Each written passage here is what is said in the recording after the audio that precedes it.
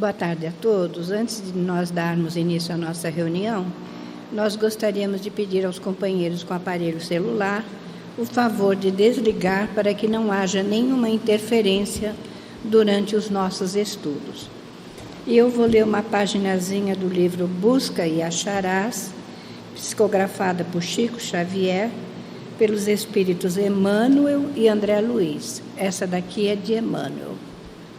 Em aulas difíceis. Todos nós na Terra, encarnados e desencarnados, com vínculos no planeta, estamos no educandário da evolução.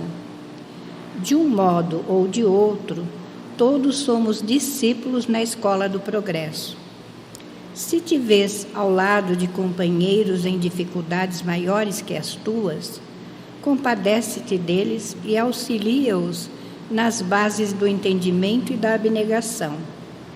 Quase sempre no plano físico, semelhantes amigos se nos caracterizam na imagem de parentes ou de companheiros outros que as ligações do dia a dia nos jungiram ao carro da existência. Entretanto, diante da espiritualidade maior, são colegas de aprendizado em aulas difíceis nas lições do tempo. No passado próximo ou remoto, dilapidaram a própria forma em atos conscientes de autodestruição e renasceram, mostrando no corpo que usufruem as marcas dos gestos lastimáveis perpetrados por eles contra eles mesmos. Entregaram-se em existências outras a traumas de ódio e delinquência, complicando o caminho dos semelhantes, e retomaram o berço terrestre, assinalados por enfermidades de longo curso, em que se lhes sanam gradativamente as chagas mentais adquiridas em processos culposos, nos quais se viram incursos.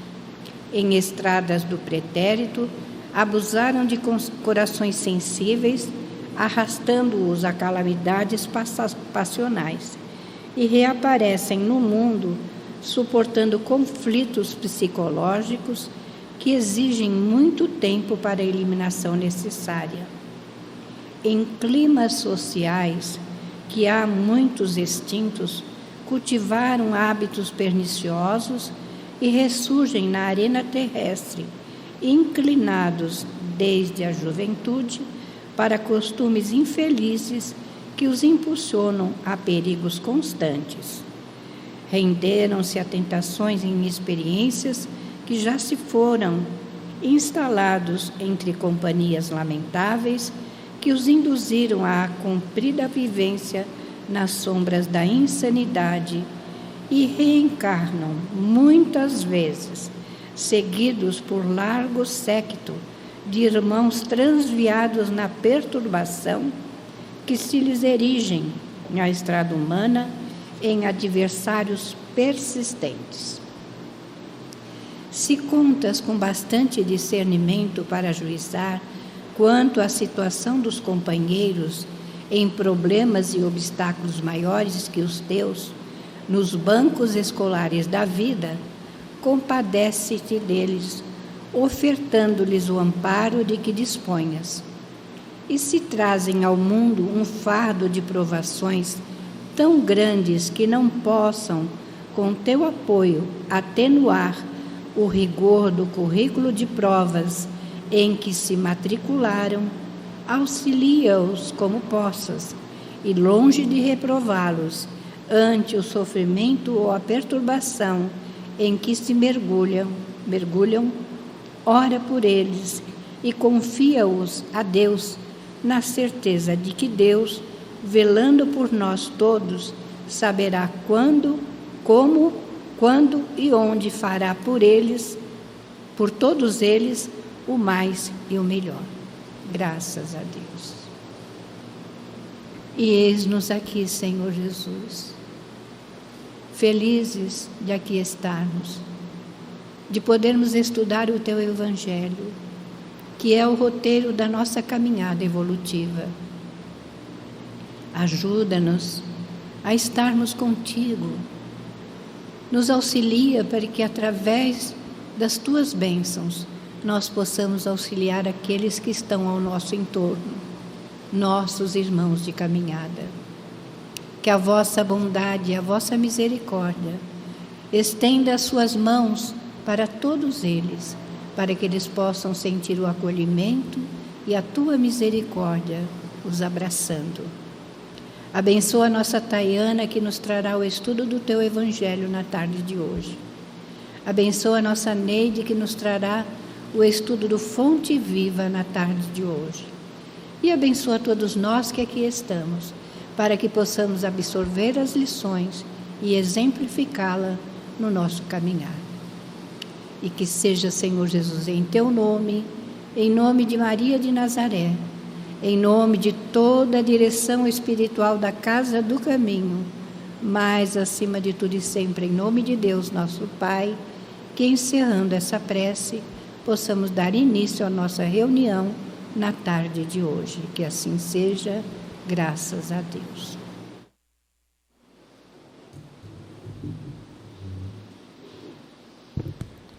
Boa tarde, gente. Se vocês estiverem precisando de um remédio para a falta de dinheiro, estudem. Se tiver com problema com filho teimoso, estudem. Se tiver com sono, estuda. Estou falando isso porque, às vezes, as tarefas, né, da casa aparecem para a gente nos momentos que a gente acha que a gente está mais ocupado.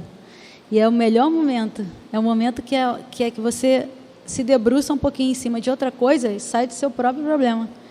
Aí te alivia de alguma maneira. Então, eu estava ouvindo o que ela estava dizendo ali e pensando sobre isso, né? A gente lê, relê, entra num curso, sai no outro, e cada vez que a gente vai ler novamente, é como se realmente fosse um outro rio que estivesse passando, ou nós somos outra pessoa realmente para estudar aquele mesmo tema. Hoje a gente vai começar o Evangelho no capítulo 24, o primeiro item, e vamos até o 7º. Eu não vou ler tudo, tá bom? O nome é a parábola da candeia sob o alqueire, que muitas pessoas já podem ter visto, mas eu não vou ler totalmente, tá? Tudo, porque não tem como ler tudo. Eu vou ler uns itenzinhos e vou passando para a gente discutir, porque é inesgotável. Não adianta a gente querer em uma hora, né, compreender tanta coisa, até porque se a gente pegar hoje um estudioso, realmente estudioso da doutrina, você vai ouvir ele falar sobre o que representa essa candeia. Um outro vem com uma coisa muito similar, mas coloca mais uma vírgulazinha naquilo. E é isso que eu estou brincando com vocês, mas falando sério. Qual é o seu momento? Como é que você vai acender essa candeia em você hoje, aqui, né? Então, que esses pensamentos possam conduzir cada um às suas reflexões. Para começar, deixa eu só mostrar uma coisinha aqui para vocês. Não sei se vocês vão conseguir ver. Essa é a candeia, ó. Teve época que teve lamparina, né? Já teve a gás, a óleo de baleia, querosene, já teve muita coisa. Lampião, verdade. E hoje tem a luz de emergência, hoje já está mais lá para frente, né? Tem gerador, a gente já progrediu um pouquinho. Mas nessa ocasião, na ocasião de Jesus, Jesus utilizou esse anteparo, né, luminoso para dar um ensinamento. E aí ele fala o seguinte: ninguém acende uma candeia para colocá-la debaixo de um alqueire, põe-na, ao contrário, sobre o candeeiro, a fim de que ilumine a todos os que estão na casa. Isso está em Mateus, capítulo 5, item 15. Lucas também vai dar a versão dele no seu evangelho, e fica Lucas e Mateus, cada um falando. Tem evangelho que fala vaso, tem evangelho que fala outra palavra, mas essa primeira ideia é o seguinte: já falta luz na casa de todo mundo, né? E a gente vai colocando as velas no lugar estratégico. Mas, realmente, nessa ocasião, o entendimento de física era só o prático. A pessoa tropeçava, ela caía, mas ela não sabia que era a força da gravidade que atraía ela para o centro da Terra. Caía. Entendia que caía, entendia que o ideal era não tropeçar para não cair. Não tinha-se ainda tanto discernimento de propagação de luz, não tinha-se ainda tanta ciência para se entender por que colocar no alto. E aí, o comentário de Kardec, quando a gente passa para frente, é o seguinte: é de causar admiração que Jesus, que a luz não deva ser colocada debaixo do alqueire, que Jesus diga isso, quando ele próprio constantemente oculta o sentido de suas palavras. Hoje, que a gente não está mais na infância do entendimento, que a gente já galgou alguma coisinha, realmente, poxa, por que Jesus não falou assim, gente, olha só, não se mata, porque você vai desencarnar, você vai para o plano espiritual, e quando você chegar lá, você vai adquirir débito, você vai ter que se restabelecer com a lei. Porque se alguém vier hoje aqui tentar me explicar fusão nuclear, eu vou ficar assim, ó. Né? Algum tema que não seja do meu métier, ou alguma coisa que me interesse muito, muito provavelmente eu não vou alcançar o ensinamento. Por isso, a necessidade de diminuir a complexidade daquilo para caber na compreensão daquele momento. E vou ser mais radical. Kardec se admira, nos parece óbvio, mas a gente ainda nem pratica. Daí a justificativa. Eu, quando tenho mais tempo para estudar e tal, normalmente eu fico batendo boca comigo mesma, né? Eu fico, Kardec tem razão. Porque se eu estivesse lá e ia falar, Jesus, é isso aí, fala mesmo, conta para todo mundo. Mas se você hoje pegar uma criança e explicar que por um fio elétrico é conduzida a eletricidade, se ela colocar o dedo dela, essa eletricidade, caso você não esteja aterrado, caso seu pé não esteja no chão, caso você não esteja molhado, ela vai levar um choque, que pode fazer uma parada cardíaca. Vai ter que ser na marra, só não faça.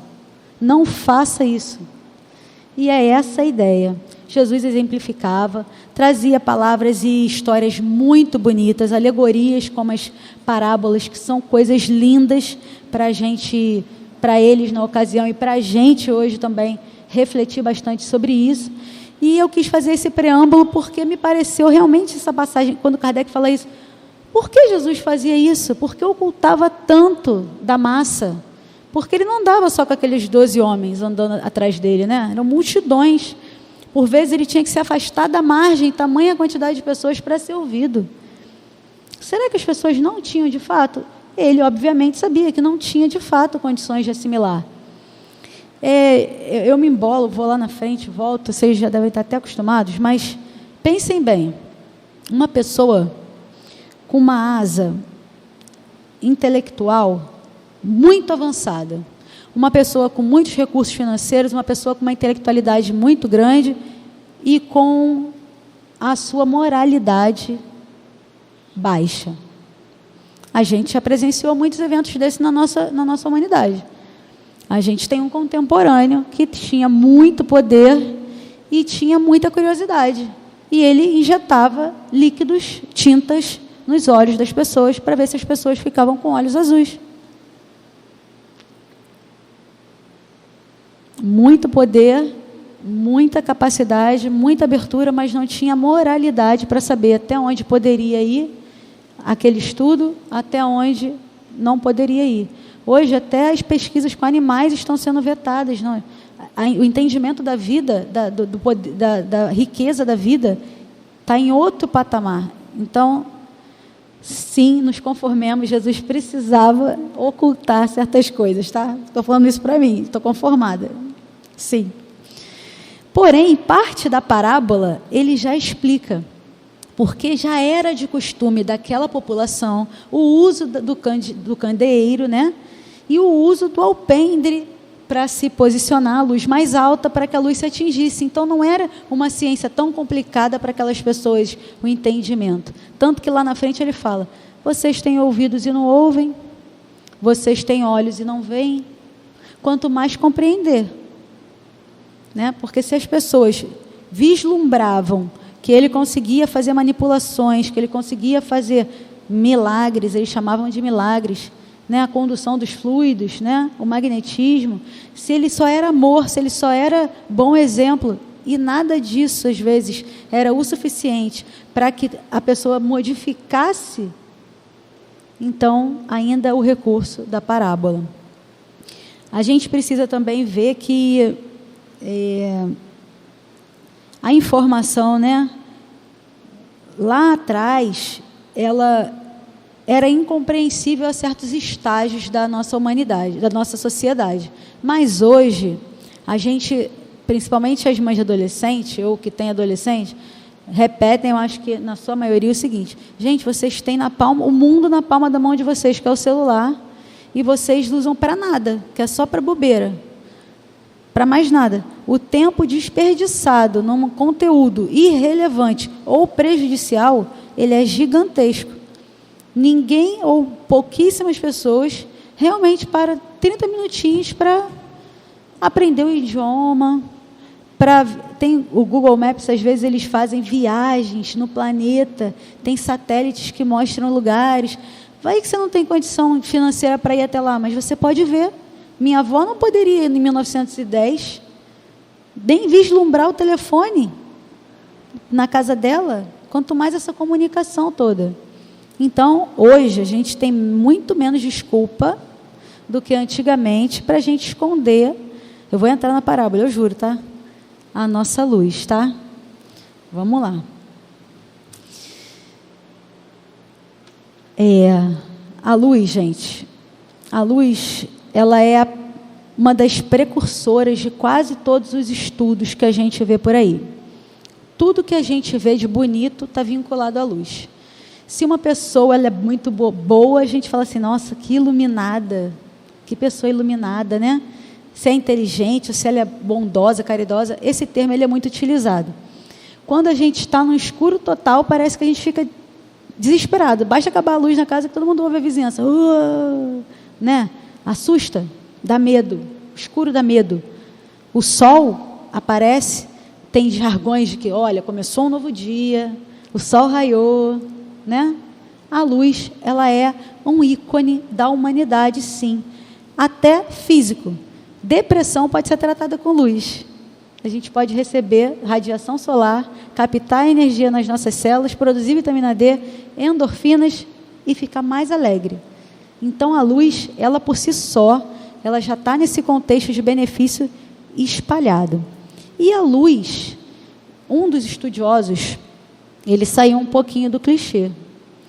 Ele chamou essa luz que fica dentro de nós, né, que nós somos esse anteparo, e essa luz é o que está em nós, né, é o que nós temos. Ele chamou isso da nossa inteligência moral ou do nosso desenvolvimento mental. Como é que a gente está dentro da nossa casinha mental? Como é que está aqui dentro a nossa luz? Porque se eu tenho o escuro e eu combato o escuro com a luz, na nossa vida vai ser sempre esse joguinho. Eu vou ter problemas e vou ter que saber como que eu vou combater esses problemas. Então, que eu chame tudo que não é benéfico de escuro e tudo que for benéfico de luz, tá bom? Aqui na casa, a gente aprende que a gente precisa fazer prece. E essa prece, eu já vou lá na frente rapidinho, peraí. Essa prece, dependendo de como seja, que a gente orienta, a gente não, né? A casa orienta que seja feito o culto no lar, regularmente, no horário tal, de preferência no cômodo tal, né? Com responsabilidade, com ordem. Por vezes não demora 30 minutos esse culto. Aí as pessoas fazem uma vez na semana, usam 30 minutos desse tempinho que ela tem. Será que usou de forma útil? Porque a nossa semana, que compõe-se de 7 dias, ela tem 168 horas. Eu não transformei em minutos, mas seria 168 vezes muito, né? Será que a gente usa esses minutinhos que a gente tira e reserva para o nosso evangelho, nosso culto no lar, seja com o livro que a gente fizer, nessa nossa conexão íntima do nosso lar? Será que a gente reserva baterias, luminosidade, combustível, para a gente manter a nossa chama acesa durante a semana?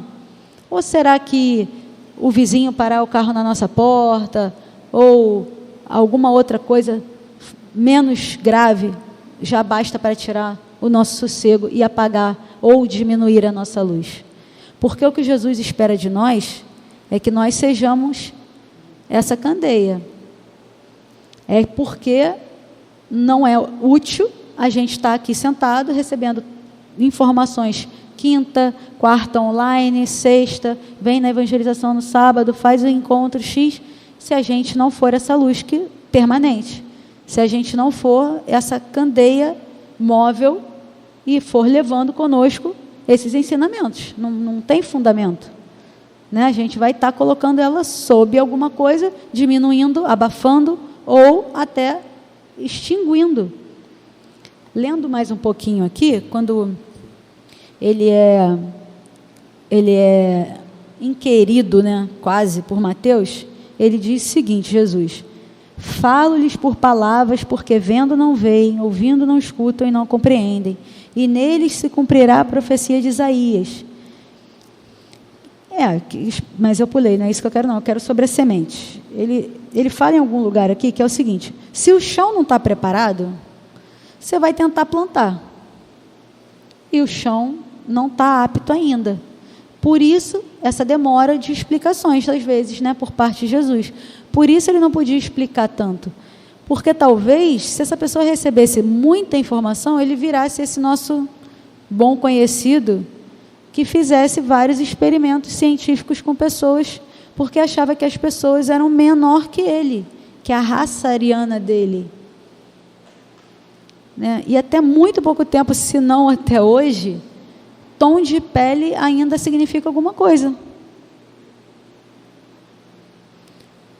As pessoas não são colocadas em igualdade por diversas razões: deficiências, poder aquisitivo, tom de pele, seja qual for a razão, sempre há um motivo para deturpação.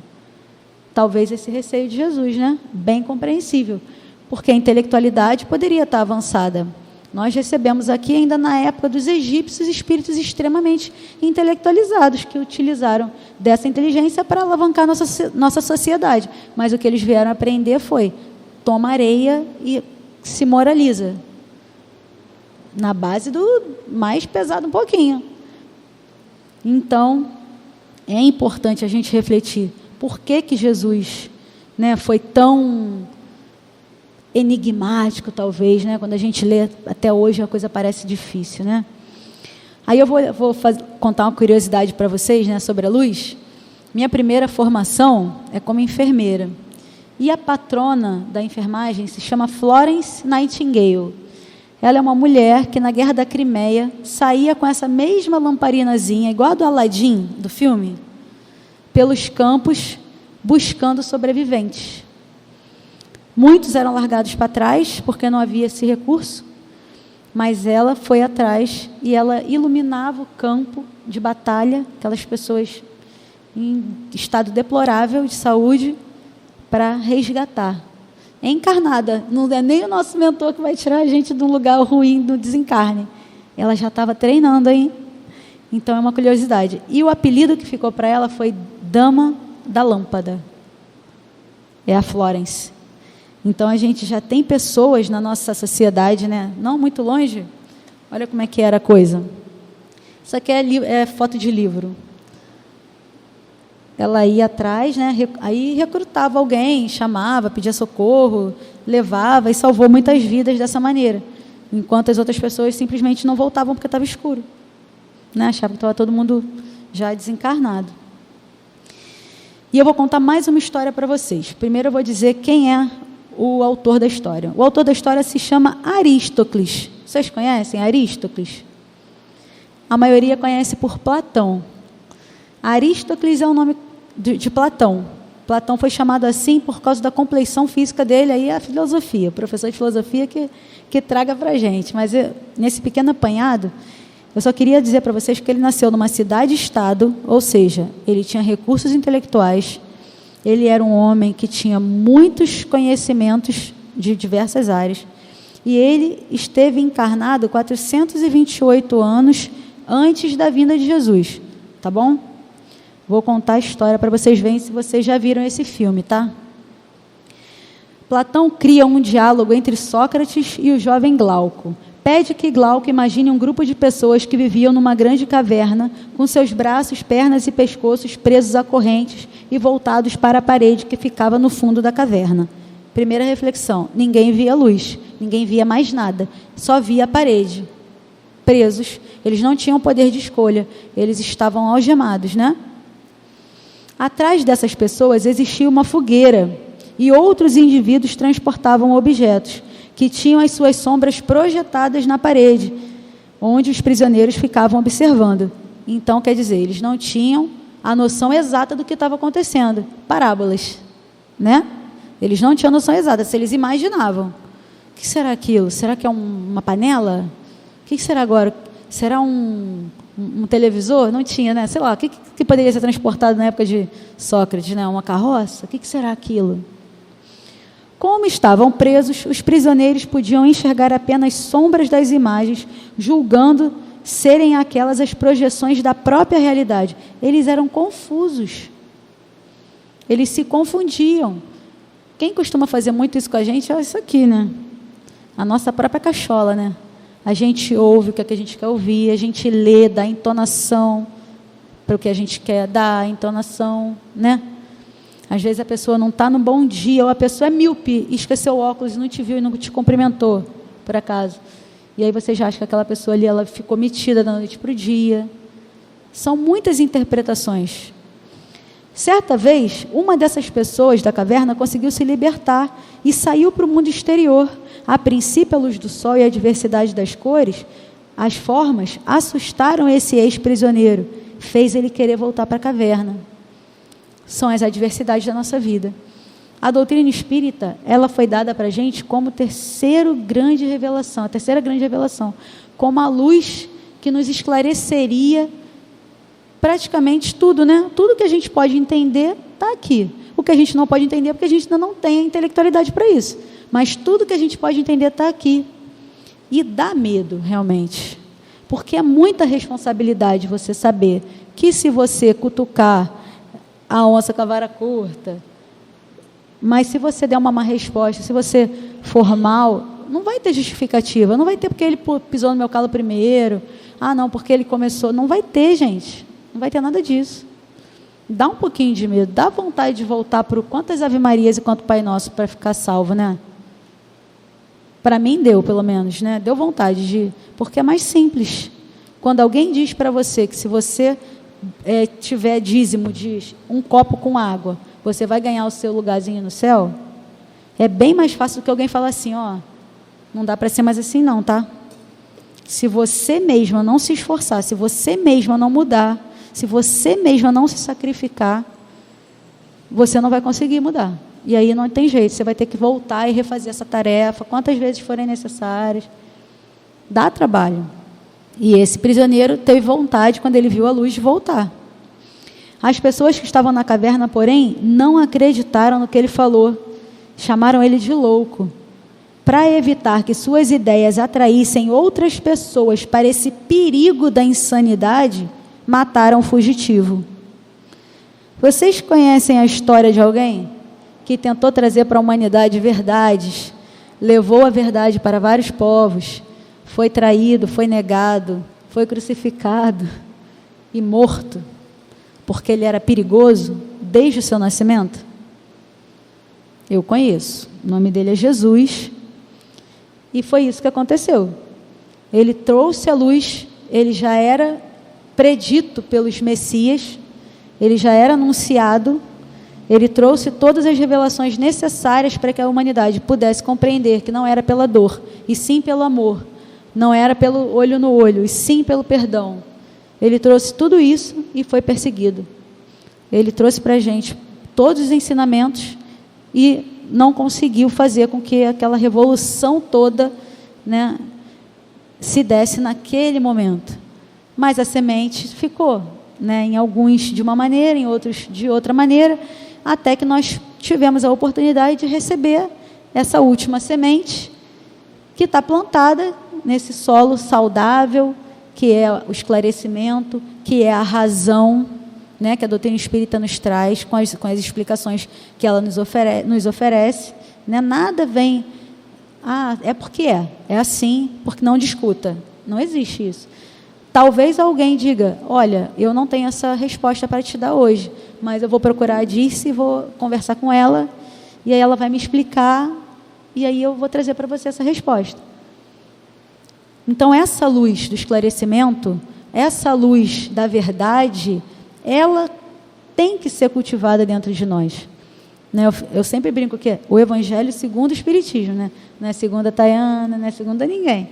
É segundo o que está escrito aqui, e aí não entra fanatismo nem radicalismo. Entra apenas a você compreender hoje ou não. Amanhã você pode, talvez, compreender melhor esse ensinamento. Porque, como eu disse lá naquela introduçãozinha, não vai ser jamais a mesma coisa que você vai ler. Pode observar. Às vezes você está cansado. Gente, já fiz o curso do Livro dos Espíritos 7 vezes, eu acho que foram 7 vezes. 7 vezes diferentes. 7 vezes com muito proveito. É isso. É porque não esgota. É porque a gente realmente ainda está subindo degraus. Então, se hoje eu leio e não consigo compreender tão bem, ou até, como eu falei para vocês, né, eu fico batendo boca comigo. Estava errado, não, eu tinha que falar mesmo, tipo o Judas, eu tinha que fazer uma revolução.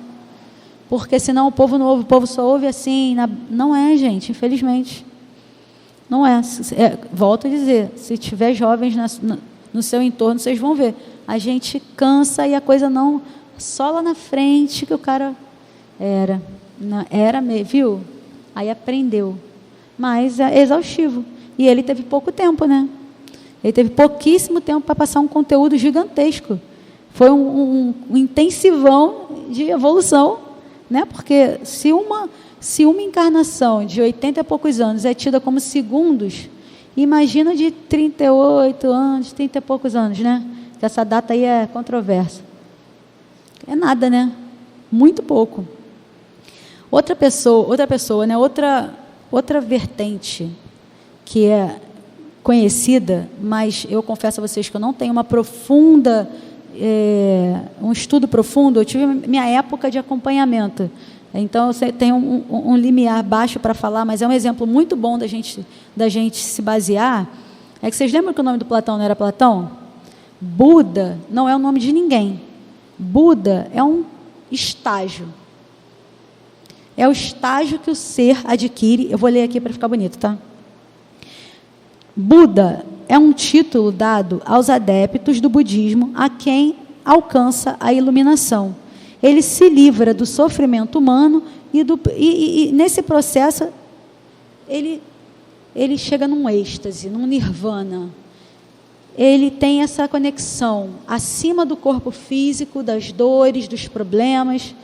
E o Siddhartha Gautama foi o primeiro denominado Buda, que a gente conhece, que é o mais famosinho. Mas não, Buda, aquele gordinho, sentadinho assim, debaixo da árvore, não é bem assim. Se for estudar direitinho o budismo, é muito interessante. Ele é muito similar a muitas questões da nossa doutrina. Muito similar. Mas olha que interessante.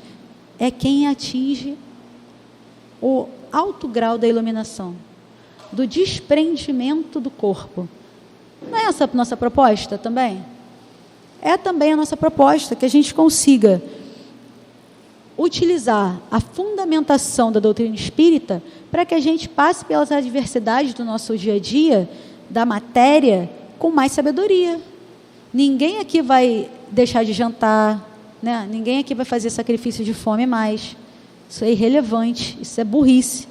Porque se você maltrata o seu corpo, como é que você vai trabalhar? Se a finalidade é o trabalho. Ninguém aqui vai se flagelar, nem mandar ninguém se flagelar. Né? Ninguém aqui vai criticar opção de gênero, ninguém aqui vai criticar nada.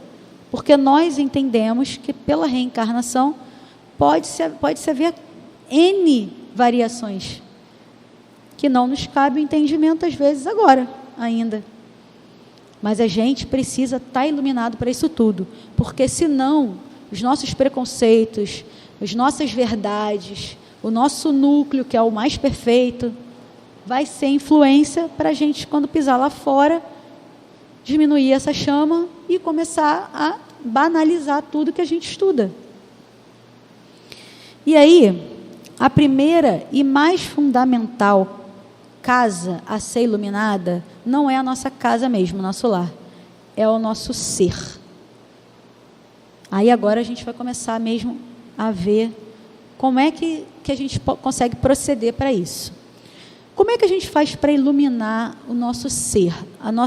Suponhamos que, né, seja mental, que aqui esteja a sede da nossa espiritualidade, o nosso cérebro, que nos comanda, né, que dita as regras para o nosso corpo. Emmanuel diz no livro Coragem, capítulo 10, a mente é a nossa casa. E nessa casa tem características que nós cultivamos.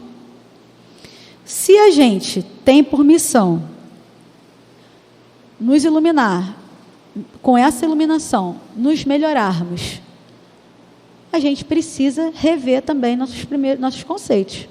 Outra analogia muito interessante é o fogo, né? O fogo, ele tem o calor e tem a luz. Tem fogo frio?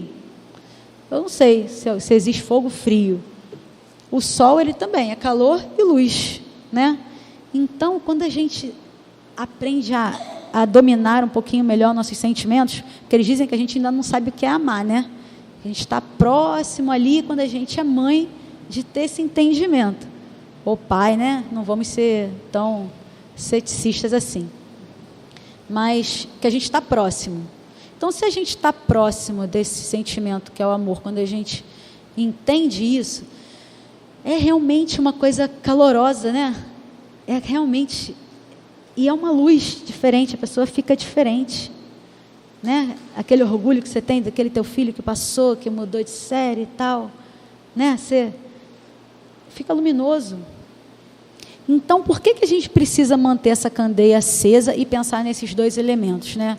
O que compõe, o que vai acender essa chama, esse fogo? Um combustível, né? E alguma outra coisa para manter esse combustível. O combustível, você tem N possibilidades. Pode ser seu trabalho aqui na casa, pode ser a sua mudança pessoal que você tem já traçado para você, pode ser uma pequena conquista na sua encarnação que você acha que seja pequena, mas pode ser a mola mestra para a sua mudança, pode ser a chave da sua virada. Então, o ideal é nunca subestimar nada, nunca dizer, nossa, só fez isso, fulano só lavou o copo. Talvez naquele dia, ou naquela encarnação, ou naquele estágio, só possa fazer aquilo. Eu, antes de conhecer minha patroa, eu achava que as pessoas que tinham certas deficiências, não era coitado, eu detesto o termo coitado, mas eu tinha um cuidado de achar que a pessoa não... que eu tinha que tomar cuidado, muito cuidado. E ela me ensinou que ela é independente. Que quando ela precisar, ela vai falar. Vocês já repararam quando a pessoa muda, a gente grita com a pessoa? A gente não sabe nem se ela também tem problema auditivo. Então, essa luz, olha como ela é ampla. Essa luz, ela tem que ser sensível. Tem luzes que a gente nem vê. Os raios ultravioletas a gente não vê. Então, em que espectro de luz a gente já está também? Né? Porque se a gente já vê essa, pô, legal. Eu já sei que eu tenho que contribuir com assistência social de alguma maneira, porque o meu próximo é meu irmão. Eu já tenho essa luz em mim. E que mais? Tem mais, sempre tem mais. Sempre dá para a gente fazer mais. Se a gente consegue fazer mais, ótimo. Que a gente consiga até ir aonde a gente ainda não está vendo. Mas, para isso, a gente vai precisar desses elementos, que é para manter esse combustível aceso.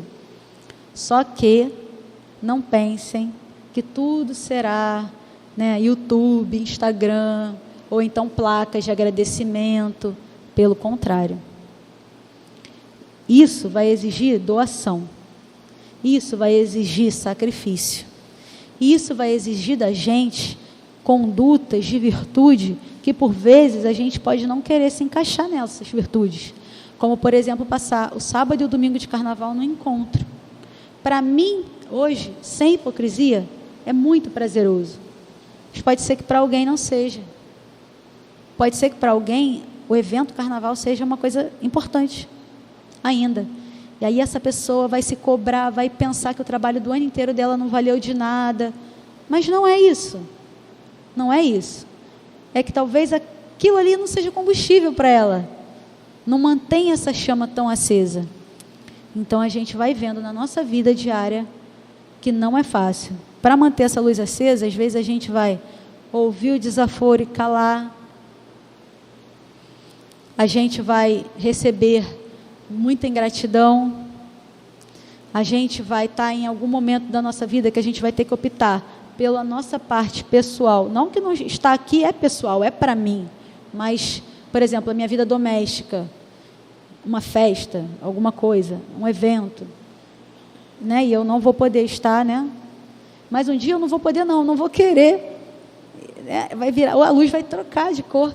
Vocês já observaram como é interessante? A chama, ela tem nuances de amarelo, laranja, vermelho, azul. Vocês já observaram? Isso é muito interessante, porque a gente está nessas nuances. Às vezes essa nuance mais externa é daquela pessoa que já não liga mesmo para nada, que só quer mesmo fazer o bem, que já está super de boa com essa questão, né? Não é nem sacrifício. Que a Madre Teresa, quando ela pedia dinheiro e recebeu um cuspe na mão, as pessoas falaram: nossa, você vai se sujeitar a isso? E ela disse para a pessoa: esse é meu. Você pode doar para as pessoas que precisam? Olha o estágio dessa luz, né? Então, pessoas e pessoas, né? Nós, eu aqui, ela lá, né? Mas que a ideia seja, não teve ofensa, não teve nada nisso, não teve diminuição, não teve vou processar, não teve. Teve o entendimento de que aquela pessoa não estava num bom momento, não entendeu a proposta, e ela estendeu a outra mão. É orientado que a gente dê outra face, né? É orientado que a gente faça tudo isso, mas a gente muitas vezes não consegue. E o oxigênio, por que não pensar no oxigênio mesmo? Vamos pensar no oxigênio mesmo. A vida hoje na Terra é baseada na utilização de oxigênio ou não. Existem seres que usam e seres que não usam. Nós usamos. Então, que a gente pegue a nossa força de vontade com a nossa vitalidade e que a gente siga com essa candeia acesa, que a gente possa levar essa luz que a gente acende no nosso dia a dia, que a gente consiga manter essa luz, esse calor, nas coisas, às vezes, menores que a gente possa imaginar. Sabe por quê? Porque a gente hoje pensa assim: vou avançar o sinal, ninguém está vendo.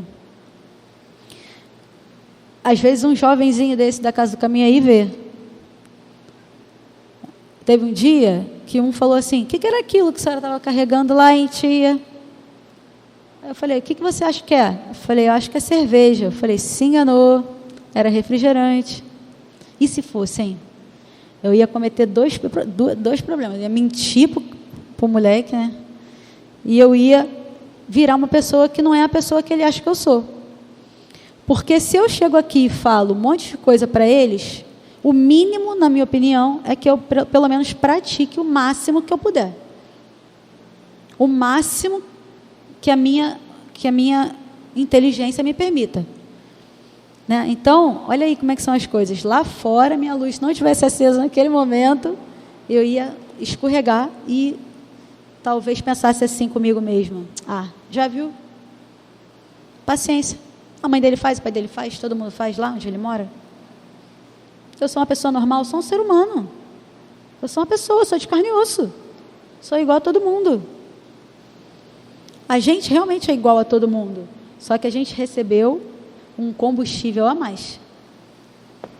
E esse combustível cobra. Ele é caro. Ele é gasolina na época da inflação. Ele cobra caro mesmo da gente, porque é responsabilidade. O homem quis voltar para a caverna com receio da luz. Que a gente não se acovarde frente às adversidades que vão surgir.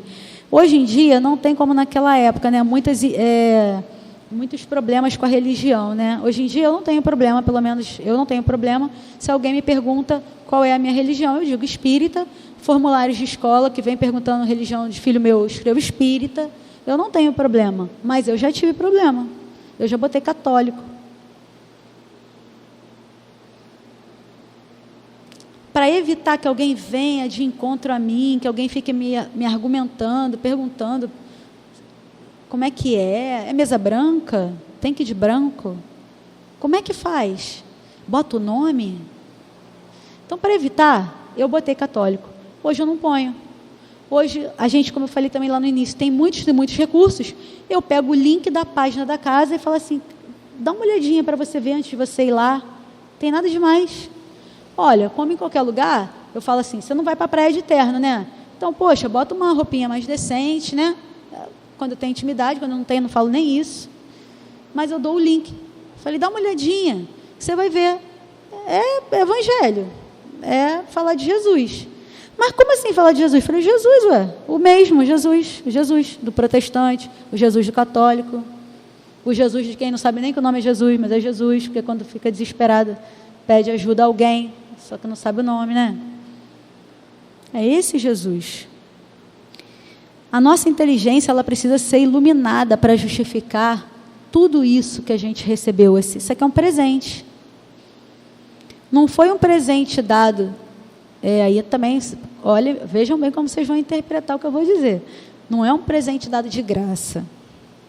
É um presente dado, como também diz na parábola dos talentos, para que a gente multiplique.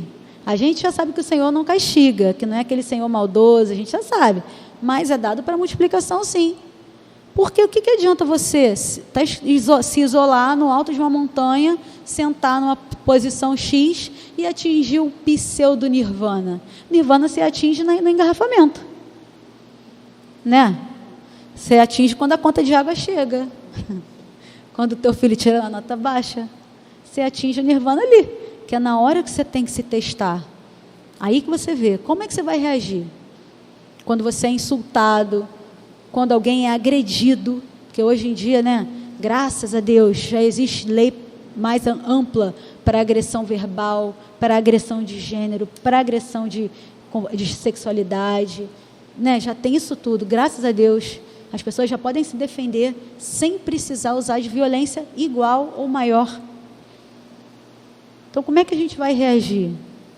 Como é que a nossa inteligência vai estar? A nossa casa mental, ela vai estar iluminada? Quando a gente sentir na pele, talvez a doença, atrocidades, preconceito, como é que a gente vai estar? Como é que a gente vai reagir? E aí eu vou contar para vocês a história da minha mãe. A minha mãe era uma mulher branca e eu, por acaso, nasci com a pele dessa cor. Minha família toda tem a pele negra. E eu tenho 2 filhos, cujas peles também, extremamente lindas, são da cor do cappuccino, sim, que eu falo para vocês, são um cappuccino. Eu, por mais que meu pai tenha a pele negra e minha mãe tenha a pele branca, eu nunca, até os meus 30 anos de idade, mais ou menos, eu ainda não tinha sentido mesmo, de fato, como dói o preconceito. Eu senti quando eu tive meus filhos. Porque uma vez uma pessoa perguntou à minha mãe, quando o meu mais velho nasceu preto ou branco? E aí ela teve a sabedoria, que eu acho que eu nunca ia ter, de responder, não sei, tem 2 olhos, um nariz e uma boca. Ela estava iluminada, né? Naquele momento, porque ela soube rebater uma agressão à filha, aos netos, à família, a uma raça, as escolhas dela, a vida dela, é muita coisa que está para trás numa pergunta dessa. Ela soube responder com educação, com ponderação e talvez até com mudança do comportamento daquela pessoa. Pode ser, né? Ela utilizou de uma luminosidade aí tamanha. A gente que sabe que a gente tem nossos mentores, nossos anjos da guarda, nossos guias espirituais que nos intuem, eles dizem que, por vezes, mais do que a gente até imagina, pode ser que o mentor dela tenha segurado a rédea ali e ajudado ela nesse momento, né, de dificuldade. Mas eu me treino. Eu me treino para diversas situações da vida. Eu me treino para a doença dos meus entes queridos, porque eles envelhecem. Você pode parecer doideira. O cara da caverna também foi chamado de doido. Mas se você vai competir, essa é uma analogia para o atleta, e o atleta não treina, a chance dele vencer é menor. Então, isso é um treino. Você lê isso aqui, você repassar isso aqui, você se colocar na posição, até do ofensor, se colocar na posição do ofensor, mesmo que hipoteticamente, claro, ninguém quer passar na pele isso. Ela me contou uma história, eu não ouvi, não fui eu que reagi àquela situação. Foi ela. Mas ficou para mim a lição. Então, ficou uma lição bem ampla, né, para muitas pessoas. Para ela, para quem insultou, para mim. E eu contei para eles quando eles cresceram. O primeiro preconceito foi antes de sair da maternidade. E converso muito, né, para como está o mundo, como tem que se portar, como tem que se valorizar, né, que não pode deixar essa chama se abaixar, de jeito nenhum, todos somos iguais. Mas é muito interessante, porque, como ele explicou aqui, sem a luz da razão, a gente vai voltar para a barbárie. E a gente vê muitas situações na atualidade que, por vezes, a gente até duvida de ensinamentos como planeta de regeneração. Tamanha barbárie que a gente ainda vê em algumas situações, em algumas sociedades, em algumas civilizações, em alguns governos X, Y, né? Como está o entendimento dessas pessoas sobre esse combustível aqui? Sobre a palavra de Jesus de verdade, né? Porque se ela ficar velada na parábola, cada um de nós pode dar a sua interpretação. Ela ficar escondida na parábola, cada um de nós, a seu bel prazer e de acordo com a sua conveniência, vai dar uma interpretação. Mas se a gente pegar segundo o Espiritismo, aí não. Aí aqui todo mundo é igual, aí aqui todo mundo vai progredir, todo mundo vai ser bom, todo mundo tem outra chance, todo mundo tem luz, sim. E por vezes, muitas dessas pessoas que estão cometendo situações complicadas, a gente pensa assim, pô, o cara não nasceu assim, ninguém nasce assim, ninguém nasce fadado ao mal. O que será que faltou? Né? É extremamente complicado. José Saramago, que é um escritor português, ele ganhou o Nobel em 98. Ele tem um estilo de escrever muito característico, né? E ele também usa muitas metáforas. Ele tem um livro chamado Ensaio sobre a Cegueira, foi publicado em 95. Ele descreve uma situação que foi ocorrida em uma comunidade após o aparecimento de uma infecção, ouçam só, uma infecção com transmissão rápida, só que essa infecção, ela provocou cegueira nas pessoas. Eu gostei muito e trouxe isso para vocês, porque a gente acabou de passar e por uma coisa difícil, né, que foi o aparecimento desse surto de Covid, né, essa pandemia. Não houve cegueira no olho, mas houve uma cegueira de humanidade muito grande.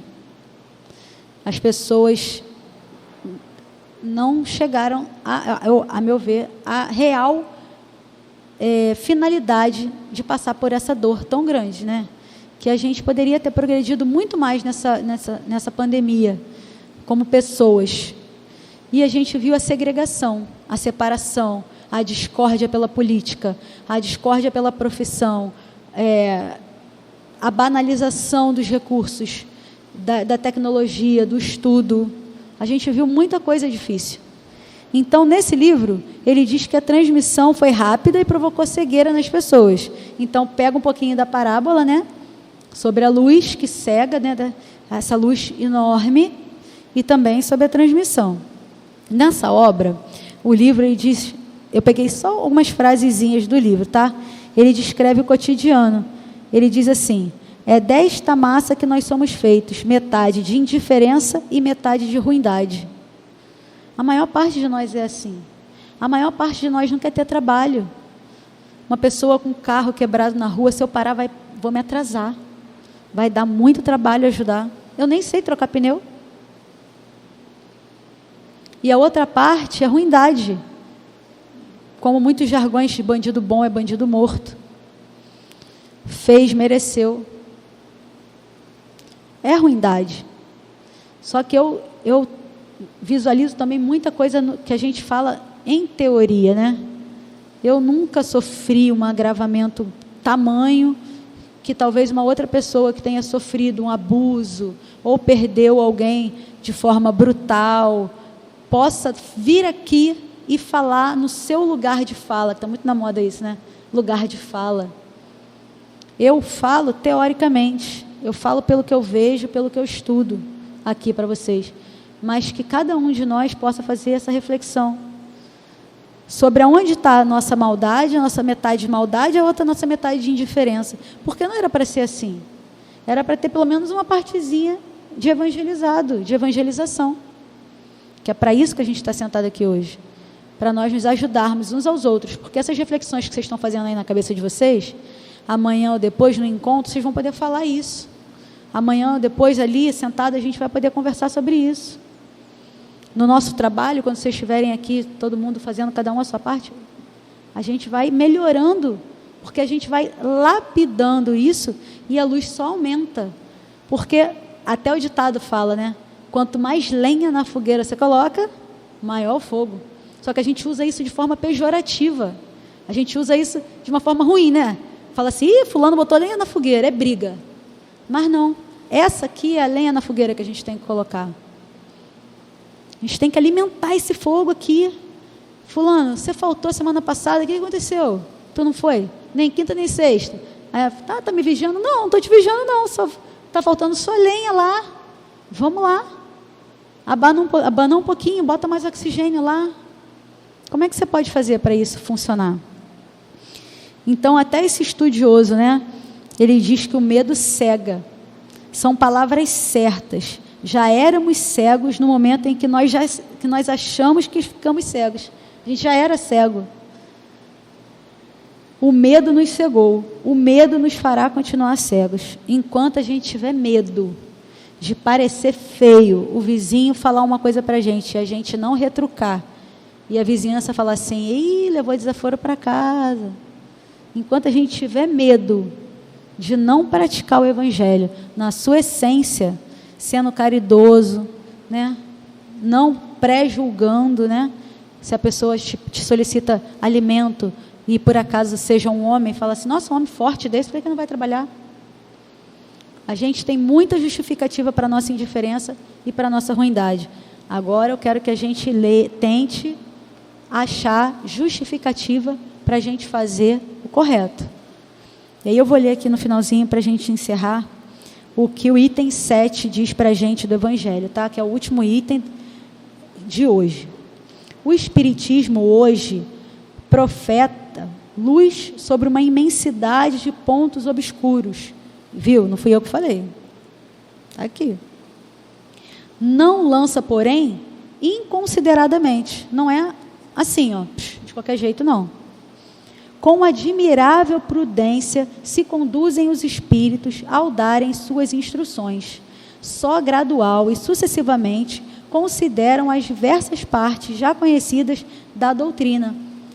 Não dá para ser tudo ainda. Então, considerando o que já temos de doutrina, nos são chegadas as obras que podemos entender.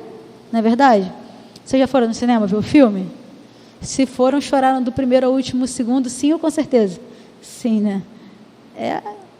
Quem acredita, quem tem fé que é dessa maneira, já consegue entender que tem que ser gradual, que essa chama e essa luz, ela tem que ser acesa e mantida constantemente, mas de forma gradual. A doutrina deixa que outras partes para serem reveladas à medida que for, tornando oportuno fazê-las sair da obscuridade. Se a houvessem apresentado completa desde o primeiro momento, somente a reduzido número de pessoas se teria ela mostrado acessível, houvera mesmo assustado as que não se achassem preparadas para recebê-las, do que resultaria ficar prejudicada a sua propagação. Se as pessoas têm medo de filme de terror, você imagina o médium que visualiza alguma coisa. Era tido como louco? Não, você está vendo coisa. O filme mostra lá o Chico tomando Bíblia lá, como é que fala? Bíblia assim na cabeça. Ó. Para, menino, para, menino, para, menino. Nesse outro filme eu não vou dar spoiler não, tá? Mas se não foi ver, vai ver. O rapaz conta que desde os 10 anos ele é médium de vidência. Ele é um exemplo clássico disso aqui. Assustaria, né? Se não tivesse ninguém para pegar na mão, para orientar, para educar, para fazer aquela chama, né, ser mantida direitinho. Espíritos ainda não dizem tudo ostensivamente. Não é porque não haja na doutrina mistérios que só alguns privilegiados possam penetrar, que é outra coisa maravilhosa da doutrina espírita, né? Não tem aquela parte que tem que entrar ali na sala e só 2 ou 3 pessoas podem entrar. Não tem isso. Todo mundo pode pegar isso aqui, comprar isso aqui e ler. Acabou. Todo mundo vai dar do entendimento. Aí são outros 500, né?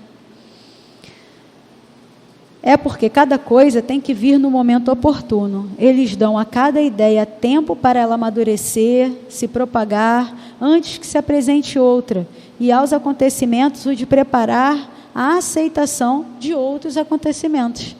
E isso é muito interessante. Não seria proveitoso despejar sobre a humanidade imperfeita, incapaz e tão complicada como ela é, muitos e muitos artifícios, muitos e muitos recursos. Então, que essa candeia, que é a luz, essa parábola, que ela entre na gente não como... Até como Kardec disse, né? Poxa, Jesus ocultava. Não ocultava nada. E ainda por cima esclareceu mais ainda com a obra da codificação. Então, hoje, se vocês pensam em algum momento que a luzinha de vocês não está acesa, toma o combustível. Tem aqui na casa, tem na biblioteca, tem na internet em PDF, tem de tudo quanto é jeito. Tem em sebo, tem em livraria, né? Tem em todo lugar. Tem com letra desse tamanho aqui, ó, para cegueta, tipo eu. Então, desculpa, a gente não tem mais. É pegar esse combustível e partir para o dia a dia, que é lá que a gente vai ver se a nossa candeia está alta ou se a gente está escondendo ela. Tá bem? Muito obrigada pela atenção na tarde de hoje.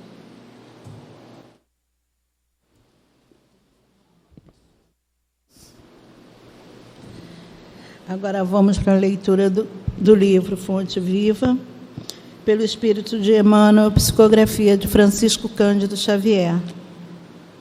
A lição é 101. A cortina do eu.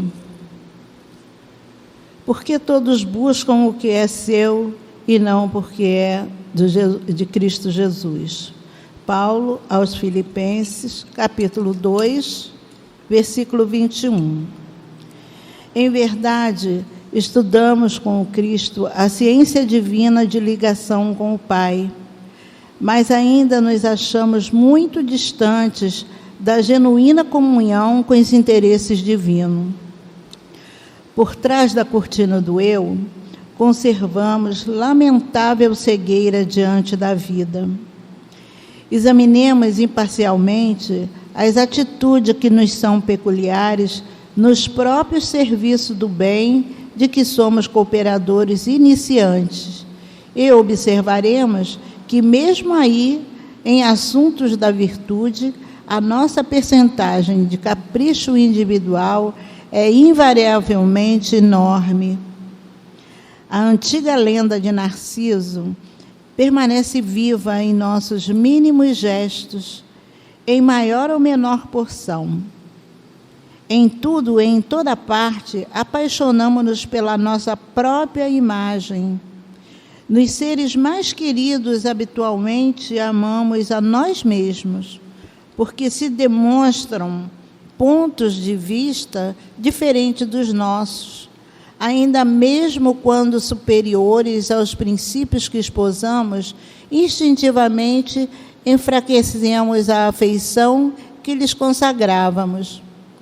Na obra do bem, a que nos devotamos, estimamos, acima de tudo, os métodos e processos que se exteriorizam do nosso modo de ser e de entender. Porquanto, se o serviço evolui ou se aperfeiçoa, refletindo o pensamento de outras personalidades acima da nossa, operamos quase sem perceber a diminuição dos nossos interesses para com os trabalhos iniciados. Aceitamos a colaboração alheia, mas sentimos dificuldades para oferecer o concurso que nos compete. Se nos achamos em posição superior, doamos com alegria uma fortuna ao irmão necessitado que segue conosco em condição de subalternidade, a fim de contemplarmos com volúpia as nossas qualidades nobres, no reconhecimento de longo curso a que se sente constrangido. Mas raramente concedemos um sorriso de boa vontade ao companheiro mais abastado ou mais forte, posto pelos desígnios divinos à nossa frente. Em todos os passos da luta humana, encontramos a virtude rodeada de vícios e o conhecimento dignificante, quase sufocado pelos espinhos da ignorância, porque, infelizmente, cada um de nós, de modo geral, vive à procura do eu mesmo. Entretanto, graças à bondade de Deus, o sofrimento e a morte nos surpreendem na experiência do corpo e além dela, arrebatando-nos aos vastos continentes da meditação e da humildade, onde aprenderemos, pouco a pouco, a buscar o que pertence a Jesus Cristo em favor da nossa verdadeira felicidade dentro da glória de viver. Graças a Deus. Agora os médios irão se posicionar para o momento do passe.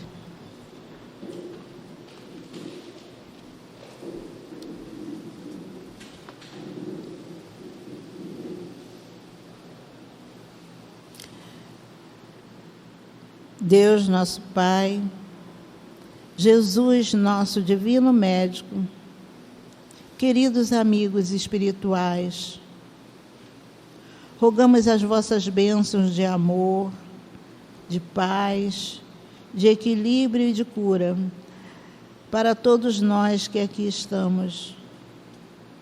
Que os bondosos amigos espirituais encontrem em nós as disposições para o bem e que seja em seu nome, Senhor Jesus, em nome dos bons espíritos e, acima de tudo, em nome de Deus, que possamos iniciar o passe. Graças a Deus.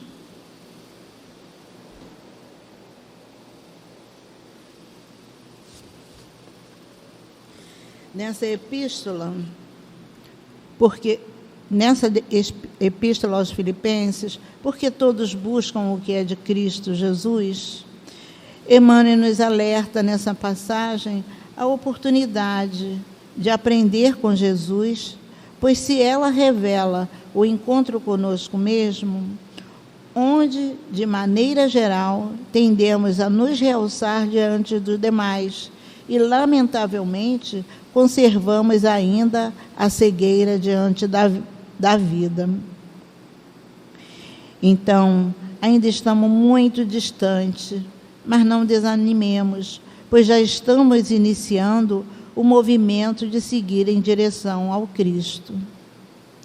Entretanto, essa direção, essa mudança, não poderá ser aparente. Essa mudança de rota deverá ser natural e definitiva, verdadeiramente de dentro para fora, no trabalho cristão ou profissional, ou mesmo voltado ao lazer, a nossa vida de relação.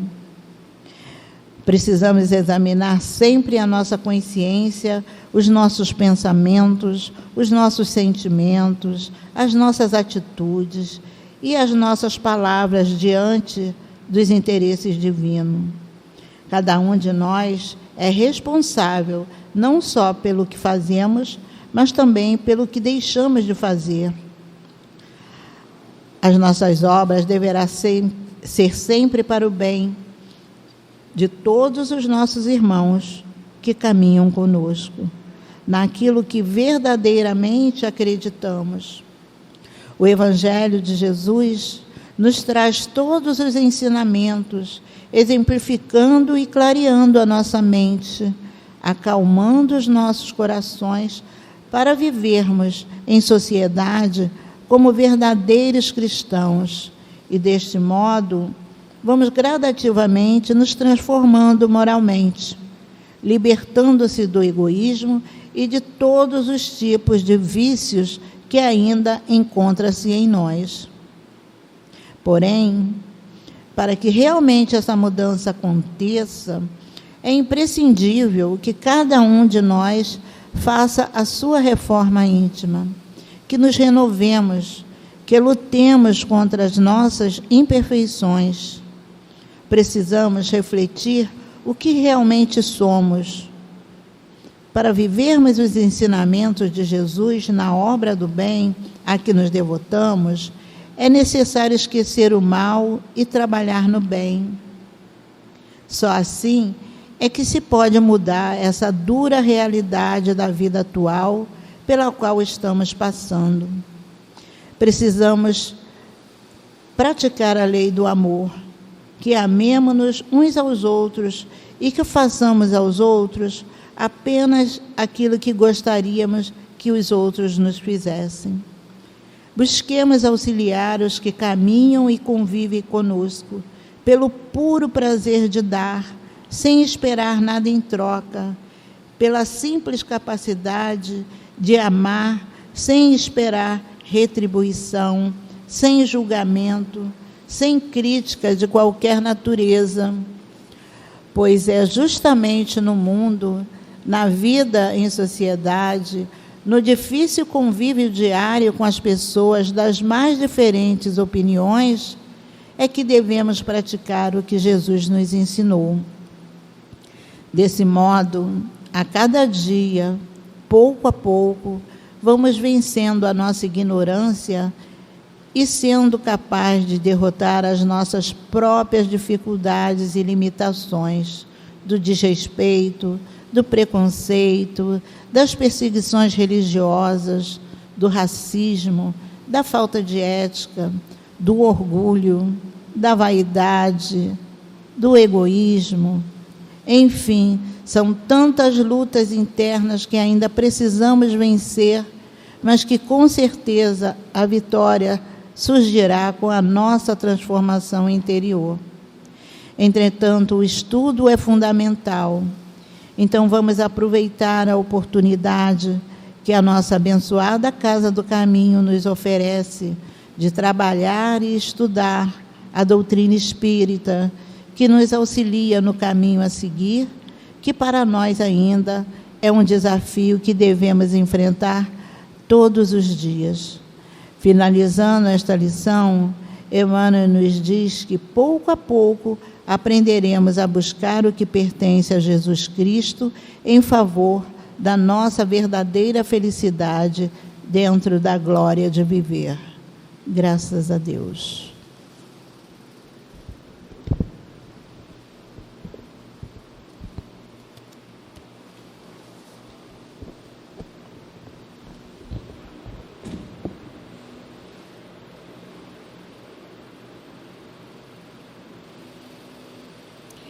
E diante dessa belíssima lição da luz, que possamos fazer a luz brilhar em nós, seguindo as pegadas do nosso Mestre Jesus e fazendo exatamente como Ele nos ensinou.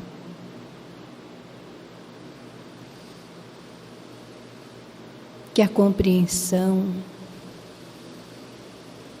que a misericórdia, que a compaixão estejam presentes em nossos atos, que nós possamos auxiliar aqueles que estão ao nosso entorno. São irmãos nossos. Por isso o estudo é tão importante. Ele vai clareando a nossa mente e nos dando condição de orientarmos aquele que sofre, aquele que chora e aquele que passa por dores. Porque as dores fazem parte do mundo, mas nós temos que ter a obrigação de aliviá-las conforme o entendimento. Porque todos estamos no caminho que nos leva ao Pai. E Ele nos aguarda pacientemente, perdoando as nossas imperfeições, nos dando condições de refletirmos sobre as nossas atitudes, respeitando o nosso livre-arbítrio, mas nos mostrando o caminho que nos leva a Ele. Então vamos fazer a nossa parte com boa vontade. Vamos buscar no estudo o fortalecimento do nosso espírito imortal e vamos verdadeiramente irradiar a luz que o Cristo envia para todos nós. E que a paz permaneça com cada mente, na certeza de que todos estão fazendo o seu melhor, o seu possível, pelo bem. Que Deus abençoe a todos vós. Que Jesus possa iluminar o caminho de cada um, hoje, agora e sempre. Graças a Deus.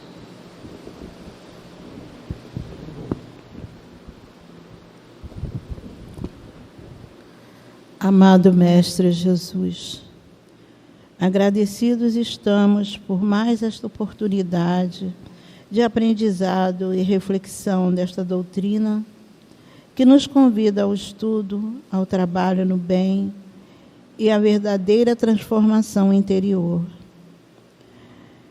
Que possamos sair daqui, de dentro deste ambiente, mais fortalecidos e esperançosos de que quando aqui chegamos.